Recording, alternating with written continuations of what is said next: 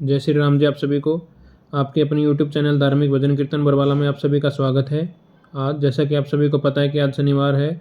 शनिवार के दिन शनिदेव भगवान की पूजा और व्रत किया जाता है।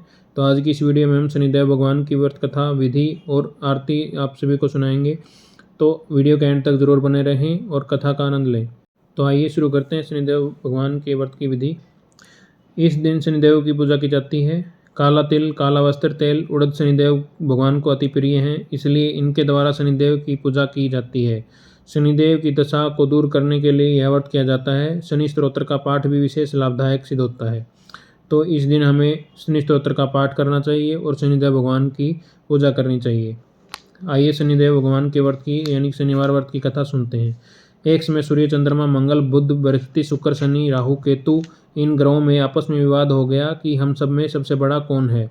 सब अपने आप को बड़ा कहते थे। जब आपस में कोई निश्चय न हो सका तो सब आपस में झगड़ते हुए देवराज इंद्र के पास गए और कहने लगे कि आप इन देवताओं के राजा हैं, इसलिए आप हमारा न्याय करके बतलाएं कि हम 9 ग्रहों में सबसे बड़ा ग्रह कौन है। देवराज इंद्र देवताओं का प्रश्न सुनकर घबरा गए और कहने लगे कि मुझ में इतना सामर्थ्य नहीं है कि मैं किसी को छोटा या बड़ा बतला सकूं।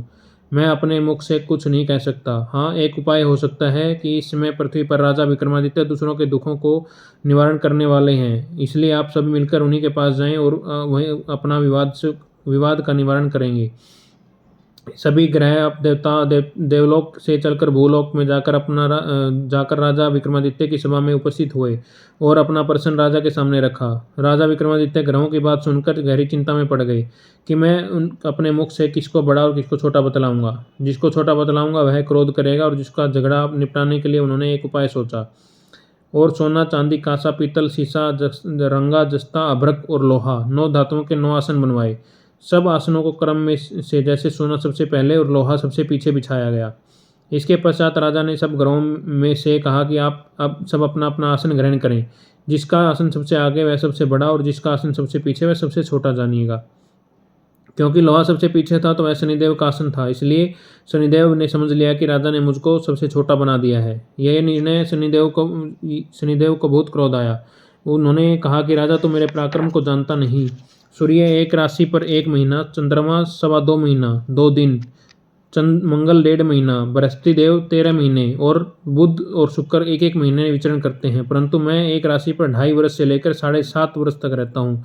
बड़े बड़े देवताओं को भी मैंने भीषण दुख दिया है। राजन सुनो, श्री रामचंद्र जी को 7.5 आई तो उन्हें वनवास हो गया। रावण पर आई तो राम ने वानरों की सेना लेकर लंका पर चढ़ाई कर दी और रावण के कुल का विनाश हो गया। हे राजन, अब तुम सावधान रहना। राजा विक्रमादित्य ने कहा कि जो मेरे भाग्य में होगा देखा जाएगा। इसके बाद अन्य ग्रह तो प्रसन्नता के साथ अपने अपने स्थान पर चले गए, परंतु शनिदेव क्रोध में के साथ वहां से सिधारे। कुछ काल व्यतीत होने पर जब राजा विक्रमादित्य को 7.5 आई तो की दशा आई तो शनिदेव घोड़ों का सुधाकर बनकर अनेक सुंदर घोड़ों के साथ राजा विक्रमादित्य की राजधानी आई। जब राजा ने घोड़ों के सौदागर के आने की खबर सुनी तो उसने अपने अश्वपाल को अच्छे अच्छे घोड़े खरीदने की आज्ञा दी। अश्वपाल ऐसी अच्छी नस्ल के घोड़े देखकर और उनका मूल्य सुनकर चकित हो गया और राजा की तुरंत ही राजा को खबर दी। राजा विक्रमादित्य उन घोड़ों को देखकर और एक अच्छा सा घोड़ा सुनकर सवारी के लिए उस पर चढ़े। राजा के पीठ पर चढ़ते ही घोड़ा तेजी से भागा। घोड़ा बहुत दूर घने जंगल में जाकर राजा को छोड़ दिया और अंतर्ध्यान हो गया। इसके बाद राजा विक्रमादित्य ने अकेला जंगल में भटकता फिरता रहा। भूख और प्यास से दुखी राजा ने भटकते भटकते एक ग्वाले को देखा।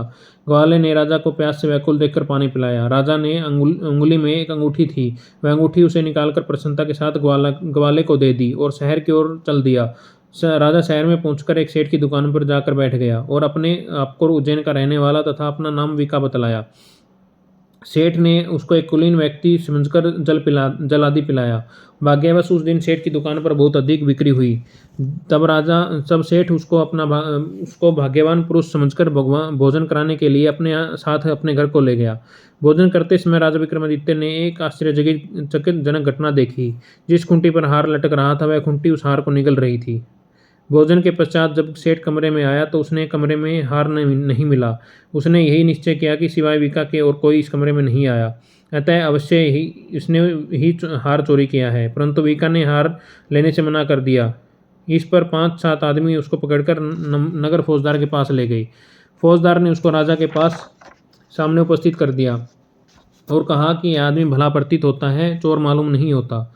परंतु सेठ का कहना है कि इसके सिवा और कोई घर में आए ही नहीं, इसलिए अवश्य ही इसी ने चोरी की है। राजा ने आज्ञा दी कि इसके हाथ पैर काटकर चुरंगिया किया जाए। राजा की आज्ञा का तुरंत पालन किया गया और बीका के हाथ पैर काट दिए गए। कुछ काल व्यतीत होने पर एक तेली उसको अपने घर ले गया और उसको कोलू पर बैठा दिया। उस बीका उस पर बैठा हुआ अपनी जुबान से बैल हाँकता रहा। इस काल में राजा की सन्नी की दशा समाप्त हो गई। वर्षा ऋतु के समय वह मल्हार राग गाने लगा।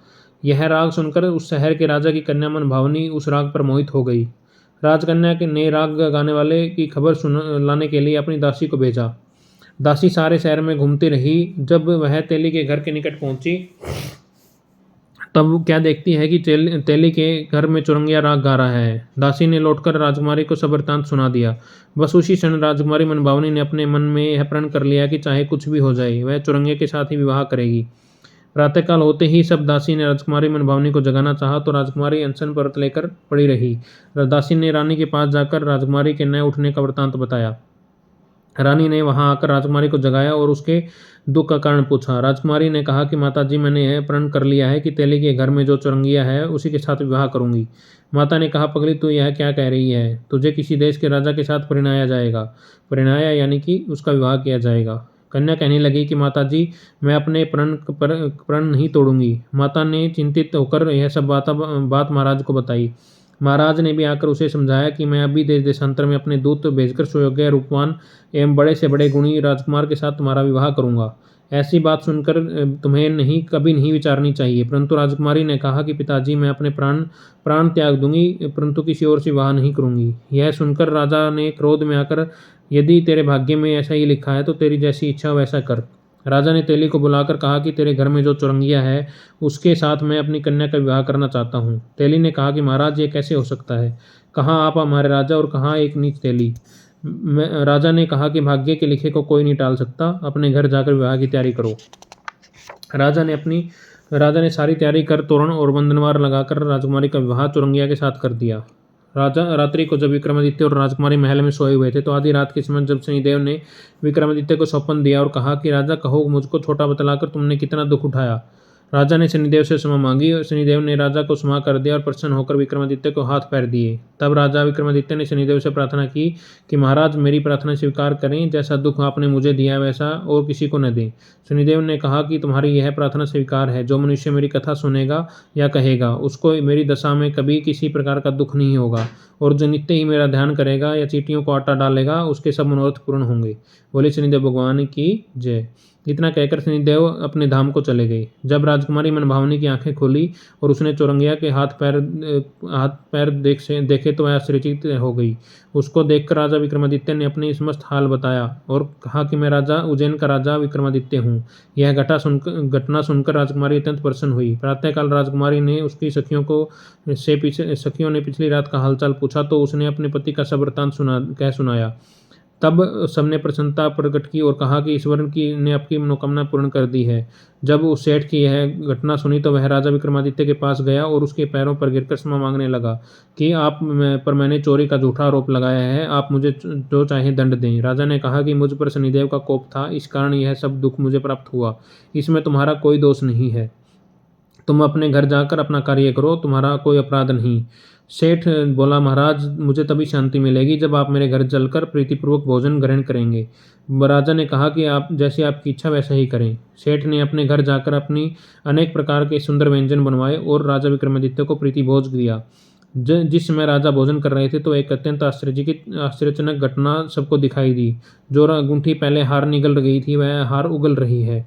जब भोजन समाप्त हुआ तो सेठ ने हाथ जोड़कर बहुत सी मोहरें राजा को भेंट की और कहा, मेरी श्री कंवरी नामक एक कन्या है, आप उसका पानी ग्रहण करें, यानी कि उसको अपनी रानी स्वीकार करें। राजा विक्रमादित्य ने उसकी प्रार्थना स्वीकार कर ली। तब सेठ ने अपनी कन्या का विवाह राजा के साथ कर दिया और बहुत सा धन दहेज आदि दिया। कुछ दिन तक उस राज्य में निवास करने के पश्चात राजा विक्रमादित्य ने अपनी स्वस्वर राजा से कहा कि अब मेरी उज्जैन जाने की इच्छा है। कुछ दिन बाद विदा लेकर राजकुमारी मनभावनी सेठ की कन्या श्री कंवरी तथा दोनों जगह दहेज में प्राप्त अनेक दास दासी, रथ और पालकी सहित राजा विक्रमादित्य उज्जैन की तरफ चले गए।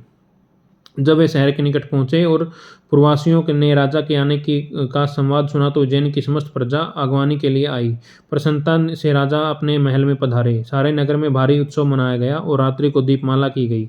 दूसरे दिन राजा ने अपने पूरे राज्य में यह घोषणा करवाई कि शनि देवता सब ग्रहों में सर्वोपरि हैं और मैंने उनको छोटा बतलाया, इसी कारण मुझे यह दुख प्राप्त हुआ। इस प्रकार सारे राज्य में सदा शनिदेव की पूजा और कथा होने लगी। राजा और प्रजा अनेक प्रकार की सब सुख भोगते रहे। सब जो कोई शनिदेव की इस कथा को पढ़ता या सुनता है, शनिदेव की कृपा से उसके सब दुख दूर होते हैं। व्रत के दिन शनिदेव की कथा अवश्य पढ़नी चाहिए। बोले शनिदेव भगवान की जय हो। शनिदेव सभी पर अपनी कृपा बनाए रखें। बोले शनिदेव भगवान की जय हो। शनिवार व्रत कथा यहीं पर समाप्त होती है। आइए अब शनिदेव भगवान की आरती करते हैं। जय जय श्री शनिदेव भक्तन हितकारी, सूरज पुत्र प्रभु छाया महतारी। ओम जय शनिदेव, जय जय शनिदेव महत भक्तन हितकारी। श्याम अंग वक्र दृष्टि चतुर्भुजधारी, स्वामी चतुर्भुजाधारी। नीलांबर धार नाथ गज की असवारी। ओम जय शनिदेव, जय जय शनिदेव हितकारी। कृट मुकुट शीश सहज दीप है लीलहारी, स्वामी दीप है लीलहारी। मुक्तन की माला गले शोभित बलिहारी, मुक्तन की माला गले शोभित बलिहारी। ओम जय जय शनिदेव भक्तन हितकारी। मोदक मिष्ठान पान चढ़त है सुपारी, स्वामी चढ़त है सुपारी। लोह तिल तेल उड़त महिषी अति प्यारी, स्वामी महिषी अति प्यारी। ओम जय जय श्री शनिदेव भक्तन हितकारी, स्वामी भक्तन हितकारी। देव धनुज ऋषि मुनि सुमिरत नर नारी, स्वामी सुमिरत नर नारी। विश्वनाथ दरत ध्यान शरण है तुम्हारी, स्वामी शरण है तुम्हारी। जय जय जय श्री शनिदेव भक्तन हितकारी, स्वामी भक्तन हितकारी। सूरज पुत्र प्रभु छाया महतारी। ओम जय जय श्री शनिदेव भक्तन हितकारी, स्वामी भक्तन हितकारी। बोले शनिदेव भगवान की जय हो। शनिदेव भगवान की व्रत कथा और आरती कहीं समाप्त होती है। आप सभी को शनिवार व्रत कथा कैसी लगी कमेंट करके ज़रूर बताएं। और ऐसी धार्मिक भजन कीर्तन और कथाएं सुनने के लिए हमारे धार्मिक भजन कीर्तन बरवाला यूट्यूब चैनल को लाइक करें, सब्सक्राइब करें और आगे शेयर करें। धन्यवाद। भगवान शनिदेव आप सभी पर अपनी कृपा बनाए रखें और सभी का कल्याण करें। बोले शनिदेव भगवान की जय हो।